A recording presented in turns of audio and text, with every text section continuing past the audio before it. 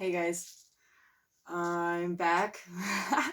I've been refining my space, um, which has been a lot of fun. Actually, I didn't think when I first started my channel, I didn't think things would kind of come to this place, but it's awesome. I'm pretty stoked because like the art of divination, tarot, like even just being really trusting intuitively and those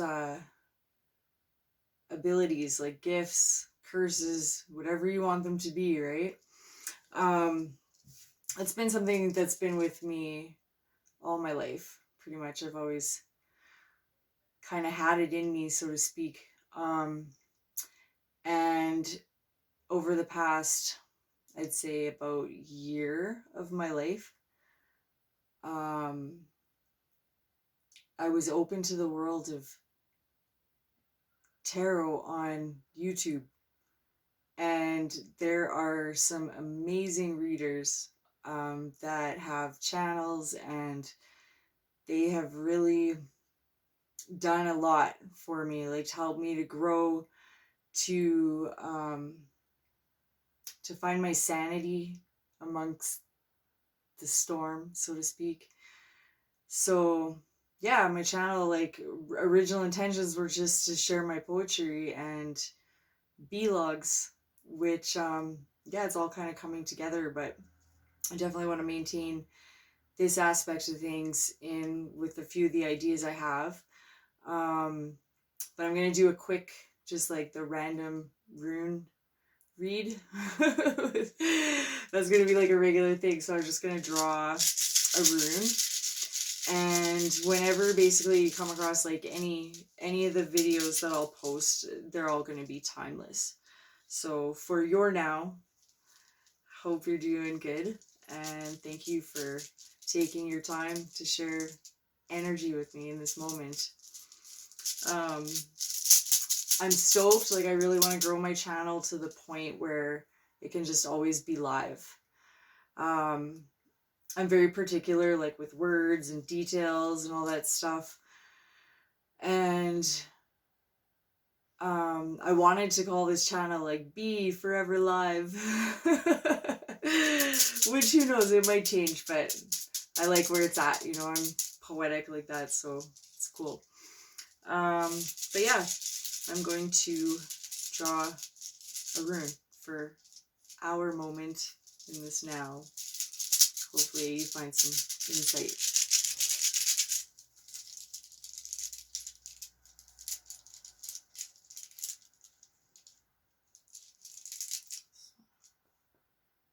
Nice.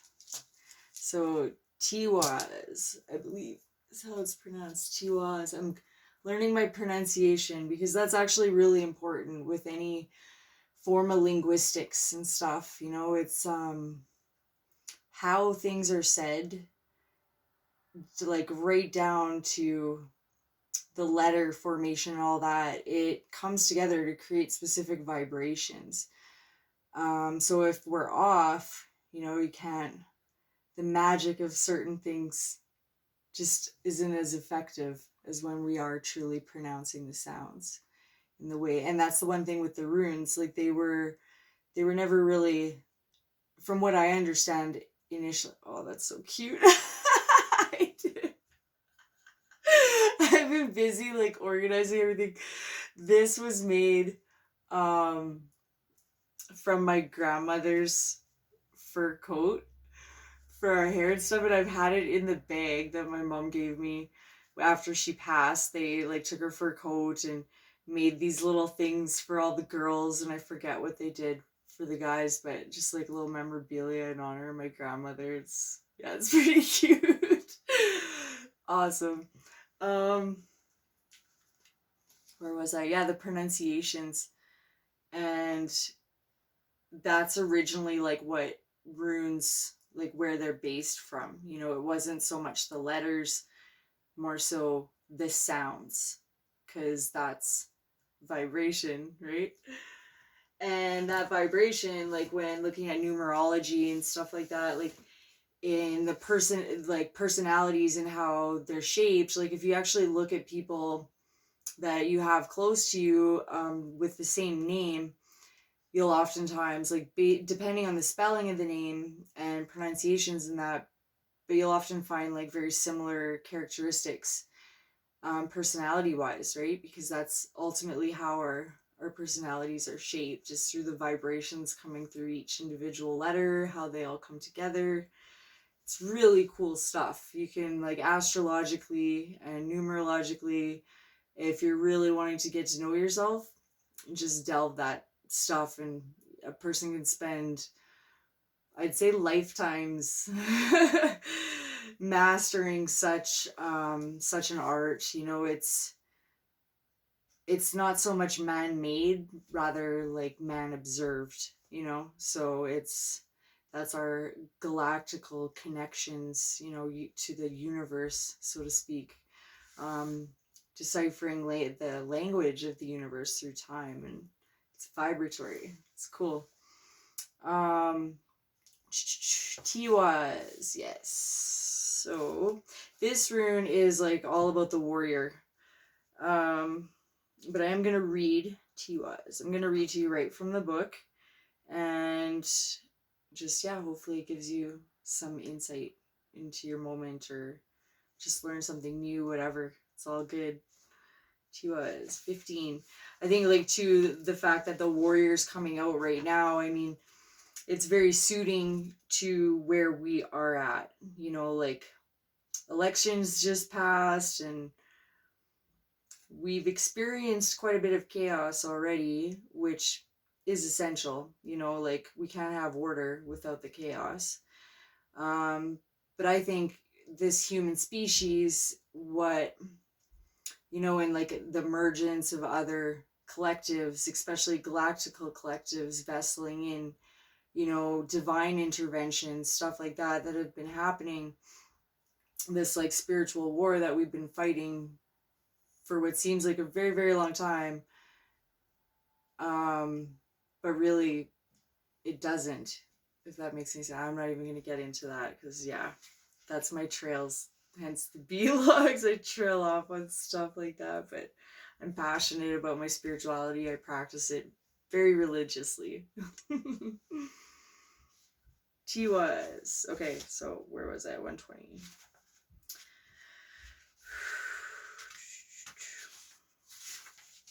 So again, it's the warrior, the sky god.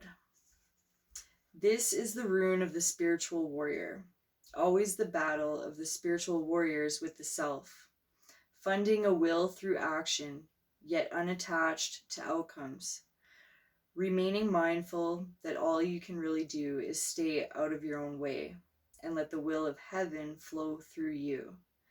These are among the hallmarks of the spiritual warrior.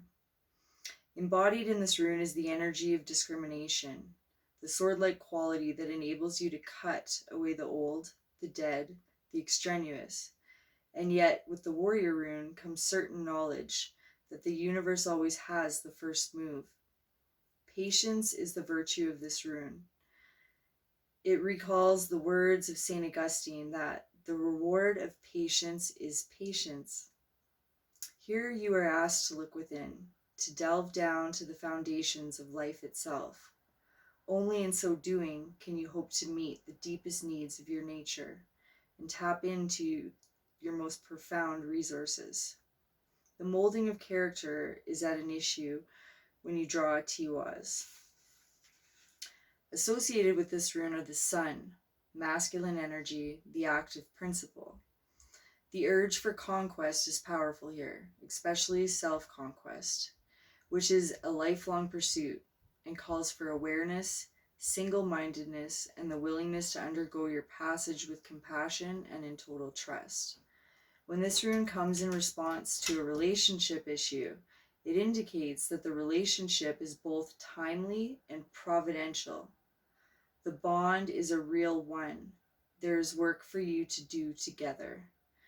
If the issue concerns devotion to a cause, an idea, or a path of conduct, the warrior rune counsels perseverance, although at times the kind of perseverance called for is patience, a rune of courage and dedication.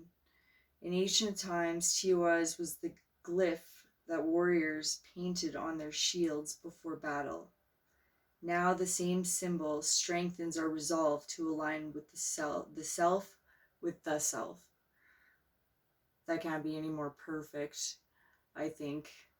Especially in relation to like the twin flame journey, like when they bring that aspect in, because,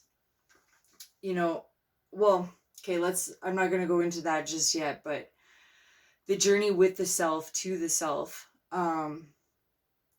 that is one thing that has just been echoing through my mind for quite some time, is that the real war that we should be fighting is on an individual level. And when we do that and we have, embraced and therefore thus conquered our own demons, like mastered the elements that, like, I think I went into this the last recording I posted, but how love has no opposite or opposition or anything like that. Like, hate wouldn't be on the opposite of love, because oftentimes we might convince ourselves that we're hating something that we actually love deeply at some point. And that's like a whole nother deep dive I could get into. And I wanted to keep this short and sweet. I got some plans here with my girl. So yeah, Teiwaz, the warrior. And okay, yeah, right now I'm just going to touch on that a little bit, but the divine feminine, the divine masculine, and the union element, like, reflecting on this the other day, it was interesting because I'm beginning to realize balance from a whole different scale. Pun intended. I'm total Libra, absolutely. And we just like left Libra season. We're into Scorpio season. The death cards associated with Scorpio, it's like that ending of a cycle, right? Because, like, let's say justice and the scales have come into balance, and now there's the death of the old, and what comes with death is rest. It's when we genuinely get to absorb everything that we just put into practice,